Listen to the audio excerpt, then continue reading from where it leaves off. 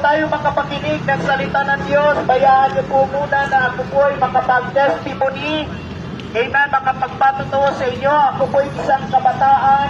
Amen, na wala pong direksyon ang aking buhay nung hindi pa po ako nakakilala sa Panginoon. Amen, kami po ay bago sa lugar na ito, sa Tansa. Ako po ay isang Bisaya, isang kabataan na napadpad dito sa Maynila at nangarap din ng Christian. Amen. At huwag po kayong matakot kung ako po ay taga-Kapis. Amen. Sapagkat hindi po ako na nagagamit. Amen.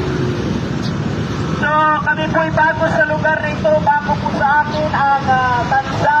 At hindi ko po alam kung bakit po ako napadpad dito. Ngunit isa lang ang alam ko, ito po ay plano ng Diyos.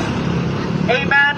Gamitin ang aking buhay upang, amen, maibahagi sa inyo ang kabutihan ng Diyos sa ating buhay.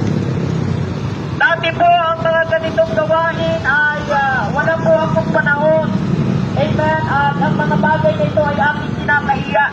Ang tingin ko sa mga ganitong gawain dati, yung mga pangangaral sa lansangan ay isang nakakahiyang bagay.